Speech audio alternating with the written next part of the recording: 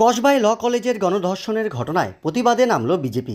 এদিন মুখ্যমন্ত্রীর পদত্যাগের দাবিতে বিক্ষোভ মিছিল করে নকশালবাড়ি মণ্ডল বিজেপি এদিন দলীয় কার্যালয় থেকে পানিঘাটা মোড় হয়ে নকশালবাড়ি থানায় প্রবেশ করার সময় তীব্র উত্তেজনা ছড়ায়। থানায় ঢোকা নিয়ে পুলিশের মধ্যে বাদানুবাদ ও পরে গেটে ধাক্কাধাক্কি পরিস্থিতির সৃষ্টি হয় বিজেপি কর্মীদের। পাল্টা বাধা দেয় পুলিশ।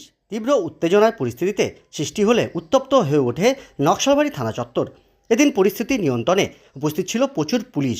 পরে বিজেপির মহিলারা পুলিশের সঙ্গে দেখা করেন। নকশালবাড়ি মণ্ডল বিজেপির ইনচার্জ ববিতা ছেত্রীর অভিযোগ, গণধর্ষণের ঘটনায় কড়া শাস্তির দাবিতে এই বিক্ষোভ। পুলিশ গেট আটকে দেওয়ায় একজন কর্মী আহত হয়েছেন। কসবাতে যে গণধর্ষণ হচ্ছিল ওইটা নিয়ে আমরা বিক্ষোভ করছি।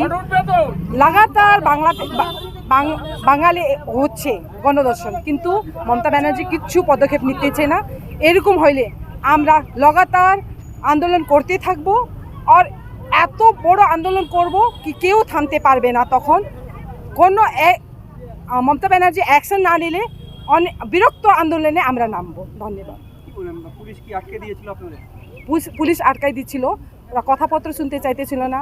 আমার একজন বয়স্ক লোককে চোটও লাগছে, ওনারা বয়স্ক মহিলাকে চোট লাগছে।